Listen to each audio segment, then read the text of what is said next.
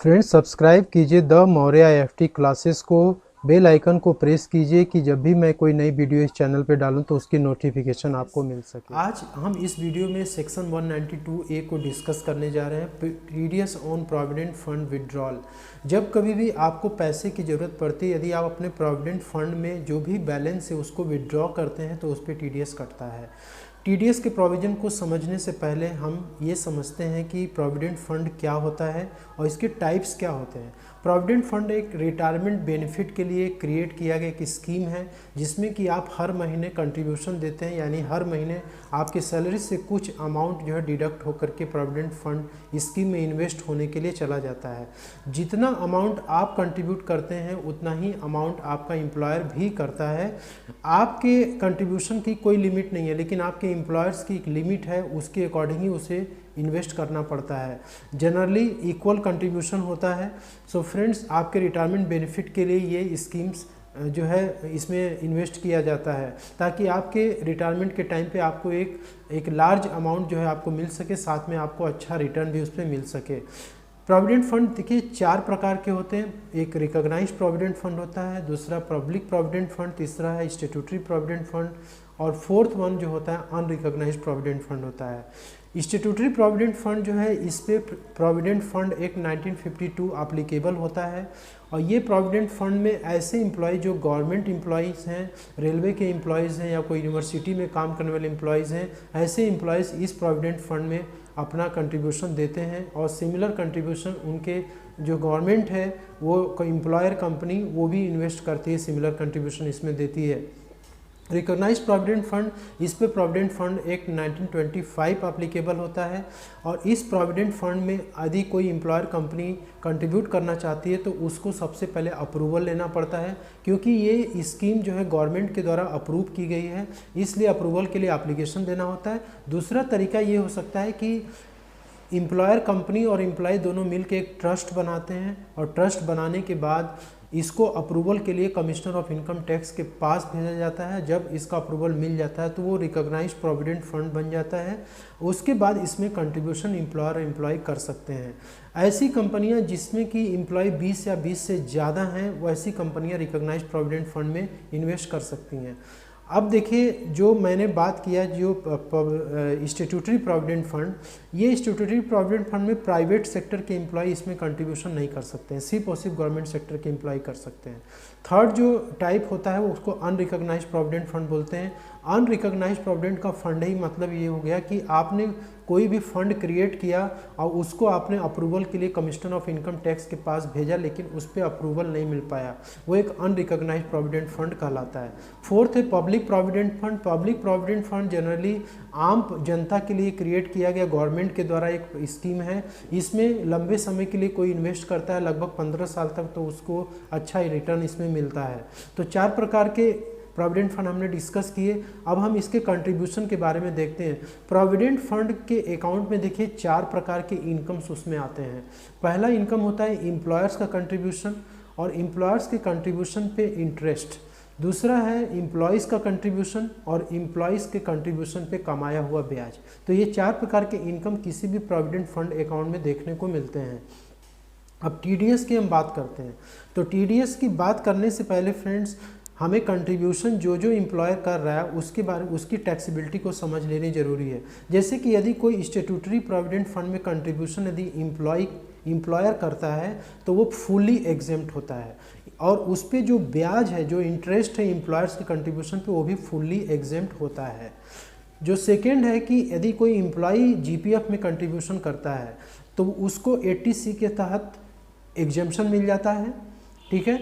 और जब भी टर्मिनेशन के टाइम पे या फिर जब भी मैच्योरिटी के टाइम पे वो जब अपना पैसा विड्रॉ करता है ऐसे प्रोविडेंट फंड से, तो उस टाइम पे भी उसको सेक्शन 10(11) के तहत उसको एग्जेम्पशन मिल जाता है। उस पर उसको डिडक्शन मिल जाता है, मतलब कोई भी टैक्स उस पर नहीं देना पड़ता है। सिमिलरली यदि कोई इंटरेस्ट यदि जीपीएफ पे कमाया गया है तो इंटरेस्ट के लिए कुछ स्पेसिफाइड लिमिट इस फाइनेंस एक्ट 2021 में कुछ स्पेसिफाइड लिमिट अब निर्धारित कर दी गई हैं उस पर मैं अलग से वीडियो बनाऊंगा कि कितना इंटरेस्ट उस पर आपका एग्जेम्प्ट होगा, कितना नहीं होगा। सिमिलरली यदि कोई रिकॉग्नाइज प्रोविडेंट फंड में एम्प्लॉयर यदि कंट्रीब्यूशन देता है तो एम्प्लॉयर का कंट्रीब्यूशन 12% तक एग्जेम्प्ट है, उसके ऊपर यदि होगा तो सैलरी में एम्प्लॉय के टैक्सेबल हो जाएगा। और एम्प्लॉयर्स के कंट्रीब्यूशन पे जो भी इंटरेस्ट अर्न किया जाता है वो इंटरेस्ट 9.5% तक एग्जेम्प्ट होता है, उसके ऊपर जो होगा वो सैलरी एम्प्लॉय के सैलरी में इंक्लूड करके उस पर टैक्स लगाया जाता है। यदि एम्प्लॉय कंट्रीब्यूशन देता है रिकॉग्नाइज प्रोविडेंट फंड में तो वो 80C के तहत उसको छूट मिल जाती है, 1.5 लाख रुपए तक उसको एग्जेम्पशन मिलता है रिकॉग्नाइज प्रोविडेंट फंड के कंट्रीब्यूशन पे। और यदि एम्प्लॉय जब भी विड्रॉ करता है प्रोविडेंट फंड से, या तो मैच्योरिटी हो चुकी हो उसकी या फिर वो टर्मिनेट करता है, तो उस टाइम पे जो भी अमाउंट विड्रॉ करता है तो उस टाइम पे उसका जो अमाउंट है लमसम अमाउंट वो फुली एग्जेम्प्ट होता है। लेकिन जो इंटरेस्ट का अमाउंट है एम्प्लॉय के कंट्रीब्यूशन पे जो इंटरेस्ट अर्न किया जाता है वो सेक्शन 10(12) में कुछ लिमिट तक ही उस पर एग्जेम्पशन मिलता है, बाकी पे टैक्सेबल होता है। सो सेक्शन 192A में TDS कब डिडक्ट होता है? यदि आप प्रोविडेंट फंड के पैसे को 5 साल के पहले यदि आप विड्रॉ करते हैं, यानी जब आपका प्रोविडेंट फंड अकाउंट क्रिएट हुआ उसमें 5 साल के पहले यदि आप उसको विड्रॉ करते हैं, तो यदि 50,000 के अंदर यदि अमाउंट है तब तो TDS नहीं कटेगा, लेकिन 50,000 के ऊपर यदि अमाउंट जाता है तो उस पर TDS आपका कटेगा। अब फ्रेंड्स ये बात करते हैं कि किस रेट से TDS कटेगा। TDS देखिए 10% के रेट से आपका डिडक्ट हो जाएगा। उसके बाद यदि आपका पैन नंबर यदि एम्प्लॉयर के पास नहीं है तो मैक्सिमम मार्जिनल रेट के साथ आपका TDS उसमें डिडक्ट हो जाएगा, जो कि 30.942% के अराउंड में आता है।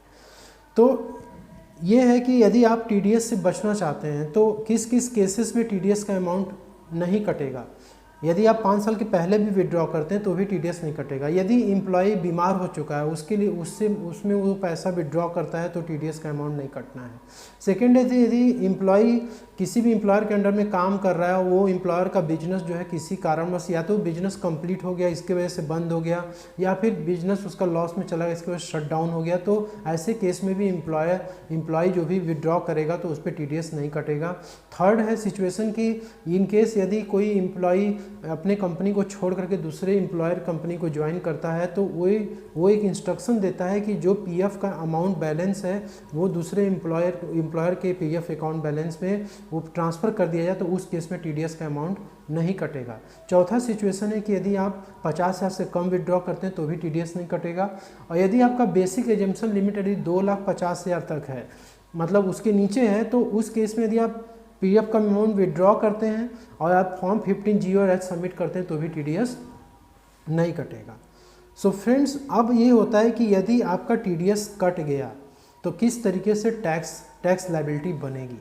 तो जैसे मैंने बात किया, देखिए जो ये प्रोविडेंट फंड में बात कर रहा हूँ ये रिकॉग्नाइज प्रोविडेंट फंड की बात हो रही है, यानी रिकॉग्नाइज प्रोविडेंट फंड से जो भी पैसा विड्रॉ होगा उस पर TDS 10% से कटेगा। तो हमने ये अभी थोड़ी देर पहले देखा कि रिकॉग्नाइज प्रोविडेंट फंड में जो एम्प्लॉयर्स का कंट्रीब्यूशन होता है और उस पर जो इंटरेस्ट होता है वो 12% और 9.5% तक एग्जेम्प्ट होता है। तो एक तो वो जो एग्जेम्पशन अमाउंट है वो एग्जेम्पशन अमाउंट पे TDS कटेगा। यदि आपने 5 साल के पहले विड्रॉ किया है तो उस पर जो एग्जेम्पशन आपने ले चुका है उस एग्जेम्पशन अमाउंट पे TDS कटेगा। और दूसरा है कि एम्प्लॉय का कंट्रीब्यूशन, यानी एम्प्लॉय ने 1.5 लाख तक तो उसने एग्जेम्पशन 80C में क्लेम कर लिया अपने कंट्रीब्यूशन पे, और जो इंटरेस्ट है वो भी कुछ स्पेसिफाइड लिमिट तक ही एग्जेम्पशन मिलता है उस पर, ठीक है। तो जब आपने विड्रॉ किया PF से पैसा तो आपने जो 80C के तहत एग्जेम्पशन लिया हुआ है वो अमाउंट आपके सैलरी इनकम में टैक्सेबल हो जाएगी, यानी जिस ईयर में आपने PF से पैसा विड्रॉ किया उतना अमाउंट जो है आपके सैलरी इनकम में इंक्लूड हो जाएगा। सिमिलरली एम्प्लॉयर्स का भी जो आपने एग्जेम्पशन लिया हुआ है 12% तक और इंटरेस्ट, तो ये सब भी क्या हो जाएगा ना आपके सैलरी अकाउंट में, सैलरी में आपको इंक्लूड कर दिया जाएगा, उस पर टैक्स लायबिलिटी आपकी बन जाएगी। जो इंटरेस्ट का अमाउंट है, इंटरेस्ट का अमाउंट जो एग्जेम्प्टेड अमाउंट है, चाहे एम्प्लॉयर्स का हो चाहे एम्प्लॉय का हो, ये दोनों अमाउंट जो है यदि TDS कटे हुए हैं तो ये amount income from other sources में टैक्सेबल होगा। तो इस तरीके से फ्रेंड्स TDS 192A में प्रोविजंस दिए हुए हैं।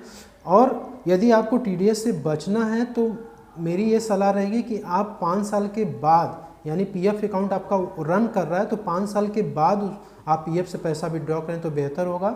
और यदि आपको बहुत इमरजेंसी पड़े तो 50,000 से कम विड्रॉ करिए, तो वो टीडीएस आपका नहीं कटेगा।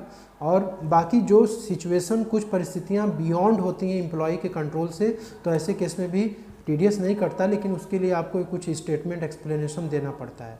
सो फ्रेंड्स, ये थी छोटी सी इन्फॉर्मेशन।